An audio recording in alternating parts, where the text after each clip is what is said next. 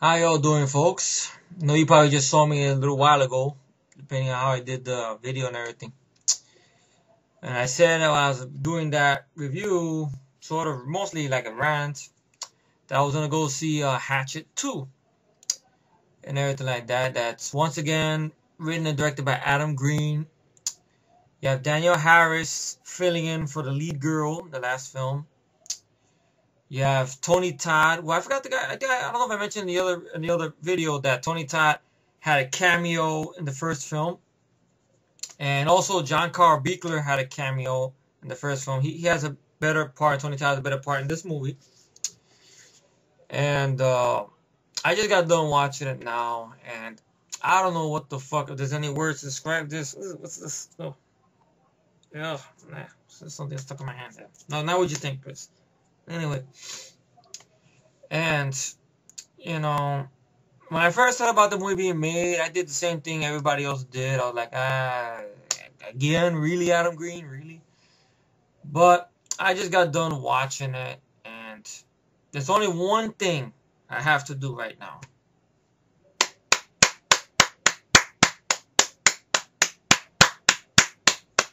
Not a golf clap, an actual real clap. I enjoyed the film. I can't believe I'm saying this about Adam Green movie. I enjoyed the movie. Yes. It seems like the problems this movie had, I don't know, I guess Adam Green, I guess maybe when he did this one, he just slapped everything together thinking, oh, I'll put this stupid comedy here, token black guy, he put a little bit of this in there, a little bit of a legend, throw it, slap it together. But it seems like with the second film, I'm like, this movie, he put a little more thought into it, though, and everything like that. And it's not a long film, and everybody did a good fucking job. I'm surprised. I can't believe I'm admitting to liking this movie, man. I knew it, because Matt told me that it's got some good notes to it, better than the first one. I agree with you, Matt. But I feel I enjoy the film more, that I probably will buy the movie if I get my hands on it and stuff. And I'll go into the plot, and I'll touch a little bit on what I like about the film, but I'm not going to go that in depth into it, because I do want you guys to see it. I don't want to spoil the film for you people and everything like that. Even though sometimes I've spoiled the movies in the past, like, well, still, I want to check it out and stuff. But anyway, I'll tap through it real quick. The movie picks up pretty much to the last scene of this film was. But instead of the Shannon Elizabeth clone lookalike we had in the last film playing Mary Beth, it's replaced with Danielle Harris playing Mary Beth. And I want to say Danielle Harris has picked up her crown as the princess of Scream. Because I remember back when she did Halloween 4, Return of Michael Myers, and I think Halloween 5, I think Fangoria gave her a title of Princess of Scream or whatever, and something like that, but she never got that title back again. You know, some say maybe in the Halloween remake, Rob Zombie's Halloween, or a Rob Zombie sequel, or whatever. But I will be bold enough to say I like her way better in this character, in this film, than I do in the Halloween film. Because the Halloween films, I mean, she's just basically victim. Basically, in the first film, she had a little better dialogue. Second film was just useless. You didn't need to bring her back and stuff. But hey, she survived, or to get killed off the same fucking way. Here, it picks up like this. She escapes Victor Crowley. She eye gouges him while he grabs her by the neck off the boat. She swims to safety until she bumps into John Carl Beekler's character, some guy called Jack Cracker, I think, who's a strange character. I mean, he was in the first movie. He had a very small part. He was the guy that, he's kind of like the Crazy Ralph of this bayou. He's wearing a yellow raincoat. He's like a croc hunter. And he's trying to warn people. And there's some weird thing that they say he's a strange guy. He drinks his own pee. And you see it in the first one. You don't see him do it in this movie. And he rescues her, takes her back to his shed. And she tells him what happened and like that. Danielle Harris is very convincing with the southern accent, way better than Bobby Sue Luther and Laid to Rest, I'll be happy to say. Okay, and also, and we find out there's something added more to the legend of Victor Crowley, which I liked it. you know, something a little more deeper than the typical we got in the last movie. And once again gave Kane Hodder coming back as in a flashback playing Victor Crowley's father. And I like it when he flexes his acting muscle. Like he did this movie, Ed Gein, Butcher of Plainfield or whatever. He did a good job in that movie. Here he did a good job for that little acting he had to do there, playing the father of Victor Crowley.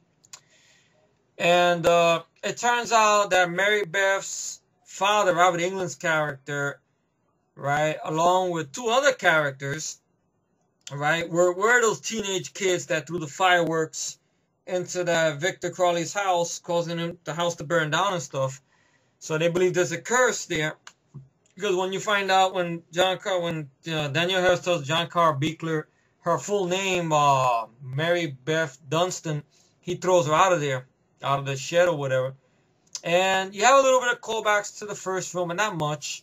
Like John Carl Beekler finds that guy's camera bag, the guy that was videotaping the two girls and shit. And you see some videos there, some girls, some titties. Even the returning girls from the first movie, but they're not there that much. And then Victor Crowley comes up, kills him, actually cuts his stomach open while John Carl Beekler is running. He grabs his intestines and pulls him by his intestines, then chokes him with his own intestines, and the blood splats. And then you get the title, and of course, you know, the music for the opening title is not as good as the music in the first one, I think, but it's there. And she's told to go back to New Orleans. Mardi Gras is just wrapping up. It takes place the day after the first film. And it has that weird thing where you have to see Adam Green's directing and writing credit showing vomit on the floor. And that was a bad thing to be seen when I'm getting ready to eat. I was eating dinner, I was watching this. I don't want to see vomit when I'm eating, man. Hell no. So she goes to go see Reverend Zombie, Tony Todd's character. Tony Todd seems like he's got a lot more, like the little stupid comedy gimmick they threw in the first film.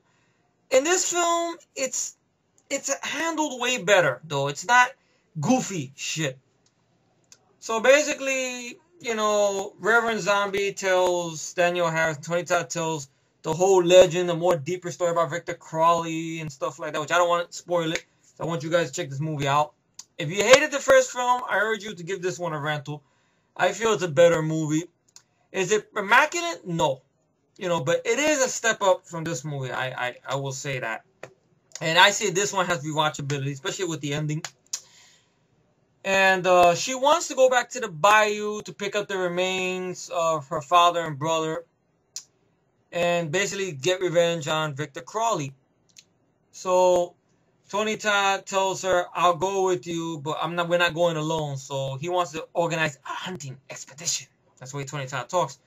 And you have that Asian kid who's the same actor from the first film, but unfortunately, he's back in this film because it was his twin brother that was killed off.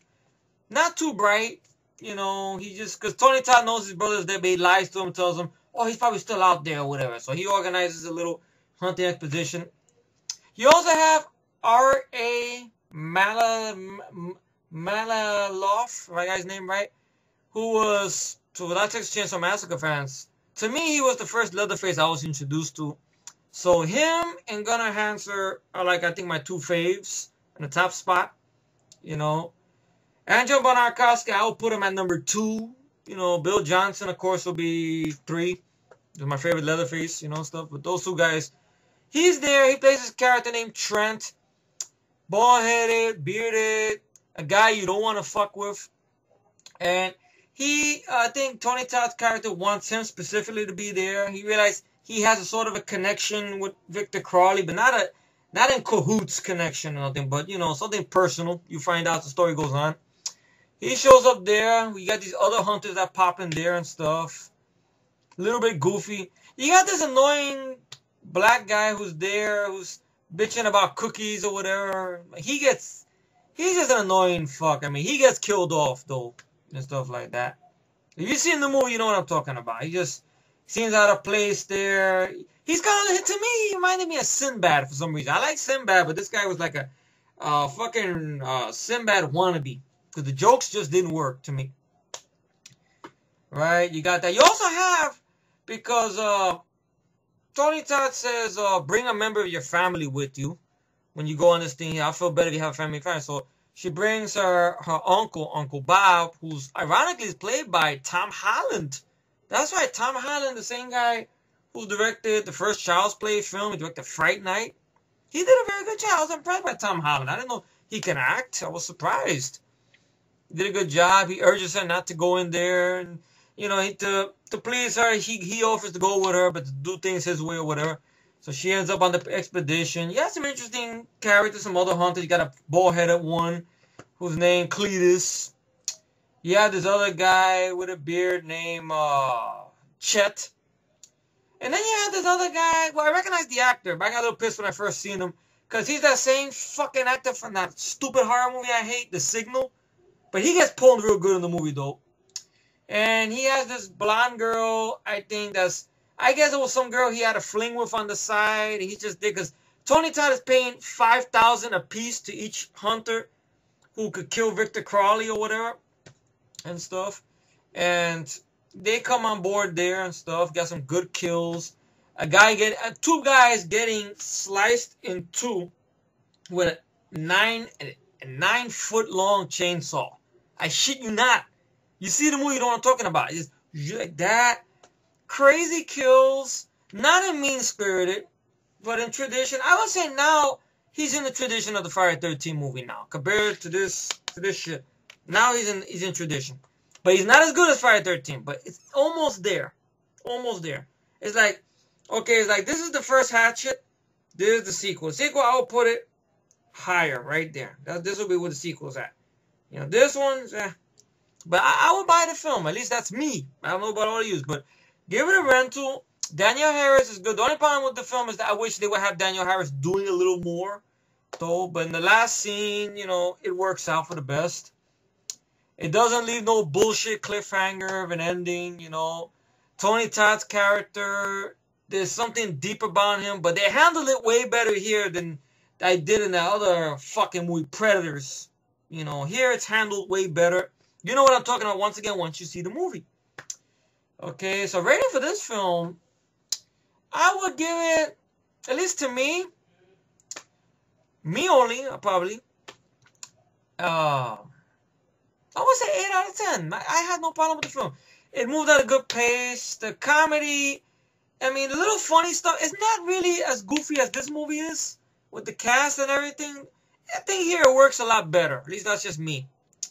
So 8 out of 10 is the rating for the film, and I will be getting it when I get some money and buy some DVDs again.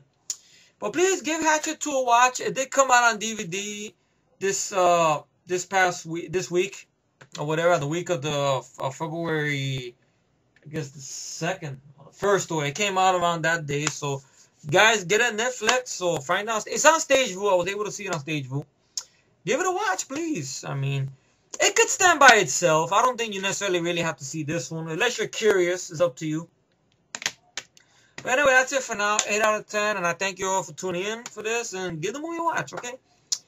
Once again, I give it applause to Danielle Harris and Adam Green. Now he deserves my respect. I am going to check out Frozen sometime down the road. I heard good things about Frozen. Okay, so thank you all for watching. 8 out of 10 is the rating once again. And I'm out of here.